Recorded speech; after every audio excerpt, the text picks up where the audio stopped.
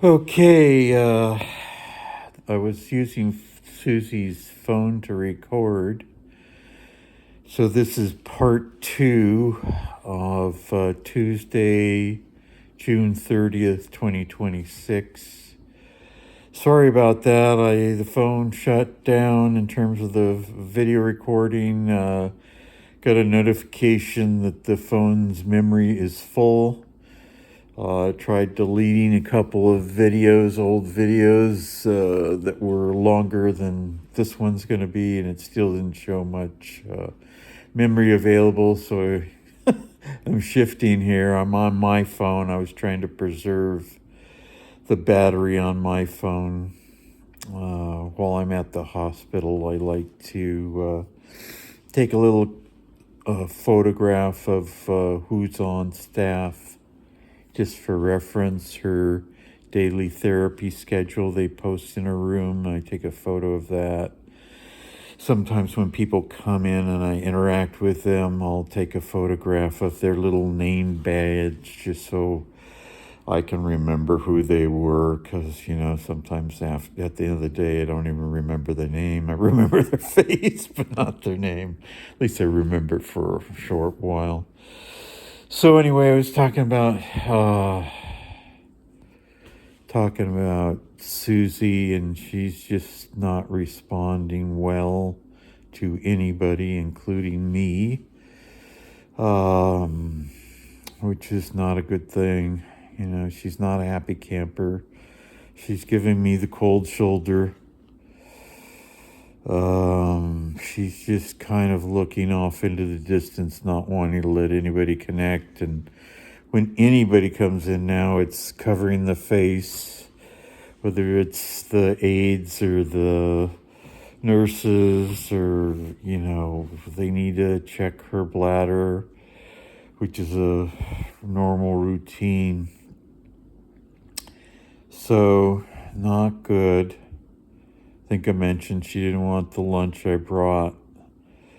So I took it home rather than putting it in the refrigerator there and starting the clock to say you got to get rid of it. I mean, our kind of food will last, easily a week. Will it be at the same flavor level a week out? Probably not. So I'm going to get in early, try to have her have our oatmeal that we routinely do.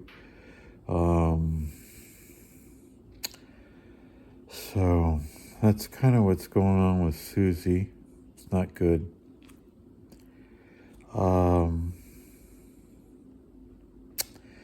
So I'd mentioned in the other video that I got a call from the case manager basically saying, because Susie's not participating in therapy, Medicare's going to cut them off. So we're at a kind of a fork in the road, and we're probably going to have to leave this unit, it's a world-class unit. I'm finding out people come from all over the world to get rehab here, all over the U.S. A variety of major hospitals refer patients, Stanford, Kaiser. And it doesn't surprise me. I mean, these guys are, I feel, elite. And I feel so fortunate that we've had the opportunity to have care like that. And I'm so fearful that, what we would get somewhere else is going to be a huge drop. But, you make decisions, you got to deal with the consequences. And that's what I'm telling Susie. I just had a conversation with her yesterday. And I said, look, you can decide not to participate. That's your choice. But where you go after here is not. And where you go after here may not be as nice as what this is. And I just want you to be aware, I want to bring you home. I'm not prepared to do that. I need to have your support to do that. And her physical therapist came in, I think it was early afternoon. Her name's Nicole. And she's just, I don't know. I don't even know if she's as tall as Susie. She's little, but you can tell she's fit and she's very dynamic. And so Nicole, even though Susie was giving her the hand and not responsive, Nicole was saying, "Listen, Susie, you know, you need to blah blah. I want to help you. I want to help you get ready so that you can go home with Joel. Are you willing to sit up in the chair?" And I feel like we're ganging up on her a little bit, but not in harsh ways, kind and gentle ways. And I got down close to her face and I said, "Susie, if when you don't move, when you stay in bed all the time, you have a risk of bed sores. And that's a very serious thing. And they're open sores and we can get infected.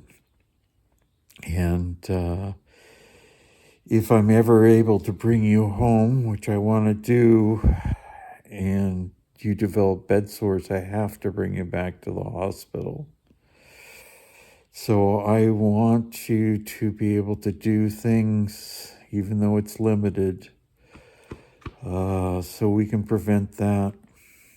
But she was having none of it.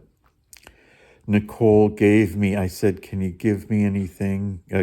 She aids to help me learn. So she had a couple sheets demonstrating moving Susie in terms of arms and legs and, stretches and stuff, gentle things. And she asked Susie if she could show me, Nicole could show me on Susie, and it was like, no. And I said, "Okay, Nicole, would you do it on me? I mean, I'll lay on the floor and you can move me around." No, she says, "No, let's just sit in the chairs over here." They've got some very nice furniture at the edge of the room. So we sat in the chair and she was showing me how to move the arms. There's one that they call touchdown, which is basically the arm over the head. Like if you have both arms vertical, like when somebody scores a touchdown. It's pretty basic stuff. But and then later, after Nicole had left, maybe an hour later, I asked Susie if I could try some of these things to help me learn, to help her be better, and to allow us to take her home. I'm trying to give her all the reasons why it would be beneficial. And I'm getting the no. And kind of a distant look away. It's like, "Don't bother me, please." So it's very disheartening. I had talked about a voicemail I got from Clarissa, the case manager, on the other video, and I'll just recap. I'll do these in two parts. I don't have the time to go into some kind of video editing software and merge these two. I'm just going to post them as part one and part two. Anyway, I got a voicemail from Clarissa basically saying, because Susie's not participating in the therapy, Medicare won't reimburse. We've got to make some decisions at today's conference day, so she's going to be talking with the doctor about our situation. I texted her back and said I could meet her in the afternoon. I was on a walk talking with my brother Jay, who has given me the benefit of his experience. So anyway, I did meet with Clarissa in the room. We had the conversation, and what I've been trying to do, which may be a mistake, as I was trying to have these kind of conversations out of earshot of Susie. I didn't want her to have the burden of additional worry or concern.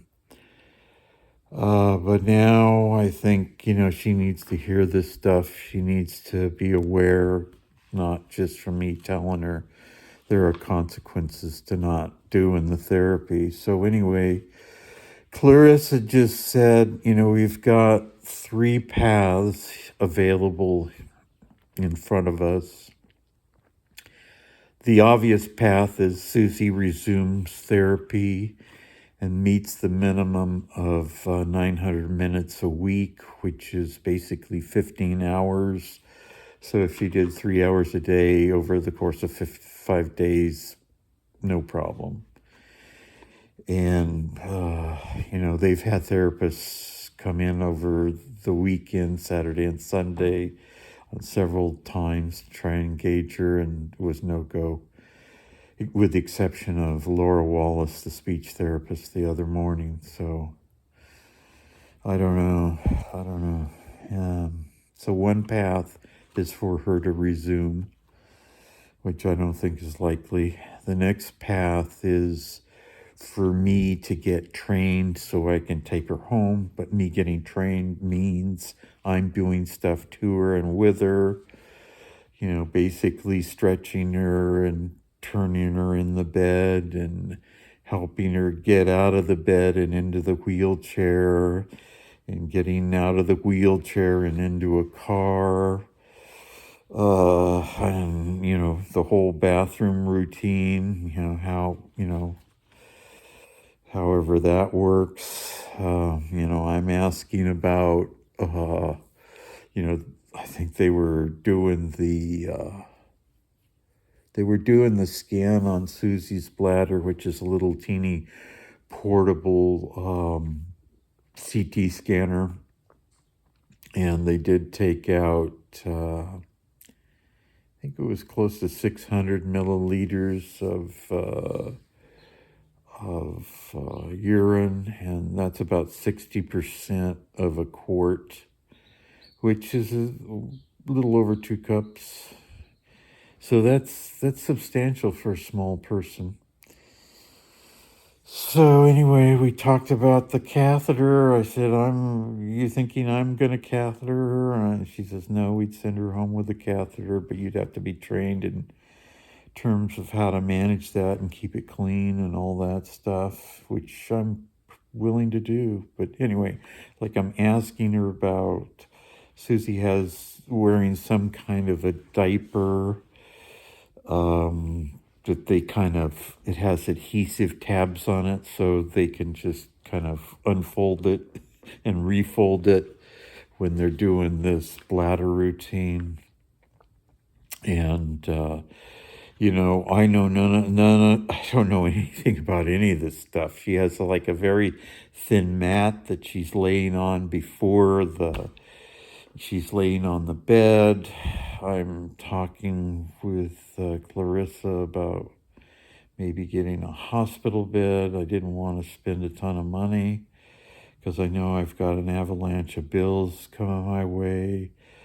I'm looking at all these disposables that they fill up a hamper for disposables in one shift, and I'm thinking, it's just the dollars are cranking, and I'm asking Clarissa, where do you get this stuff? What is it? She said, oh, you can just go on Amazon, blah, blah, blah. I wouldn't even know the words to ask, so I need some hand-holding is basically what I'm kind of begging for. So one of the paths, Susie resumes her therapy. Another path is I get trained with her cooperation, which doesn't look like it's happening. And the third path is she gets shipped out to skilled nursing somewhere in the county. It's not going to be our choice, just as a facility that has a bed available for a female. And guess what? They're going to want to do therapy on her as well. Not as intense as where Susie is, so maybe it's a couple times a week as opposed to several times a day. And she said, if she denies therapy there, then they're going to want to get rid of her because Medicare will reimburse them based on them providing therapy. So sounds like the same story. And, she could be sent anywhere. And the thing about this hospital, Valley Medical Center of Santa Clara, is it's only 3 miles from my house, so it's uber convenient. And I don't want to lose that. So I did talk with Susie. I may have already said this. I'm really spacey. that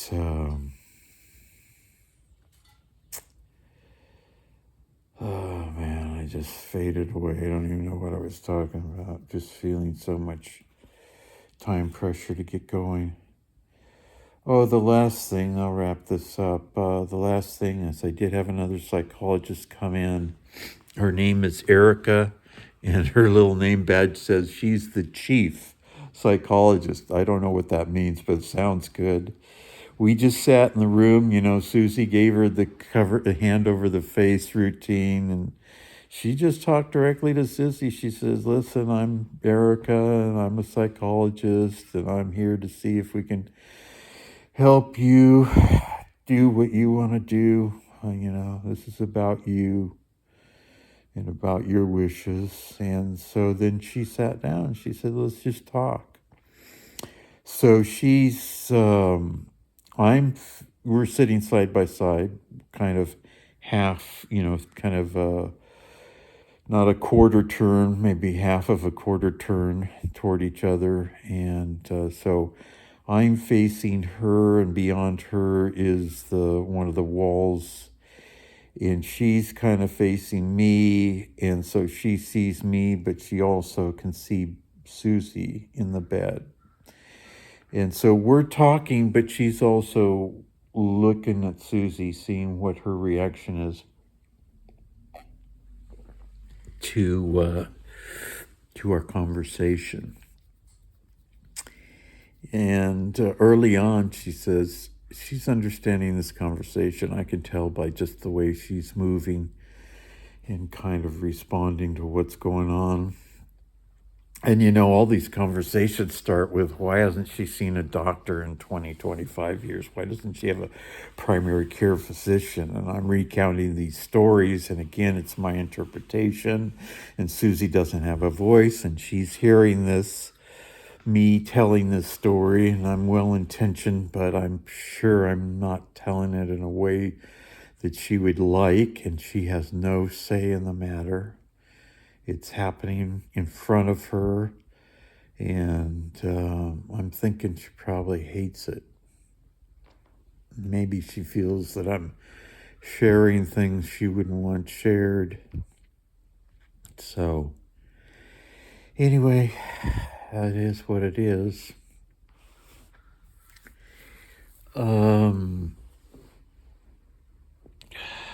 She's still not taking all of her meds. So anyway, I really like the psychologist, and I said, man, the other psychologist works for her, and she says, I may be sending such and such back in. I don't remember her name. That's why I'm saying such and such. And I said, I'm just going to tell you now, I like you. I think Susie would work with you. The other one is going to be a definite no-go. I'm just sorry. I have to be candid. It's by sending in somebody that I am 100% confident isn't going to get anywhere. I just think it sets us back further. So anything you could do, I know you probably have a busy schedule. I would just really appreciate it if you would consider continuing what you're doing, because I felt that, like, she was no BS, she was direct, but she was compassionate. So it wasn't kind of what I was thinking Susie needed, like the the therapists that are uber empathic, empathetic, whatever. This woman was, I just felt an openness and not a rigidness, The other psychologist I just felt was just too rigid, and I don't know. This person was somebody that I felt I could sit down with. Oh, she was asking Susie about, she was asking me about Susie's hobbies and retirement and blah, blah, blah. And I said, I'm the one with the hobbies, not Susie. And I said, she tried to paint rocks, and I showed the psychologist I had taken in about 4 of Susie's painted rocks. So This is one of them that I have here at home, but as an example. So I showed her the rocks. Susie thought, I need to kind of force myself to do something like other people do. So she did the whole rock painting thing. I would spray paint the rock with a base color because the finish was smoother and the colors were more vibrant when I painted them in advance for her. It just made it easier for her, and I think the colors came out better. I think she liked them better, I think. Anyway, I'm showing an example, but I said, I would ask Susie how she felt when she was doing this. Like, for me, when I'm in the creative process, I lose sense of time. I'm just into it. The mind goes, it's like their clarity. You're fully engaged in the moment. It's what I'm not right now. So, Susie would tell me, she doesn't experience any of that. It's just like, it's just like a task, checking something off the to-do list. And so she hasn't done any rock stuff in, I don't know, at least 9 to 12 months. So anyway, I'm telling the therapist this, and I'm saying I'm the guy that's the gardener and the hobbyist. I bake and all that stuff. And I said, right behind you is a hydrangea I brought in from our garden. So she turns around, looks at the hydrangea, and she goes, oh, wow, cool. She says, pink. And then I'm telling her, I don't know what she knows about hydrangea. So I'm telling her, yeah, that's because the soil's alkaline. If it was acidic, it would be a blue or purplish blue flower. She says, yeah, I've got hydrangeas. Most of mine are bluish. She says, but I got one that came out pink this year. I don't know why. I didn't do anything. So anyway, she was a hydrangea person too. But back to Susie. Susie wasn't responding to her, but she was talking like,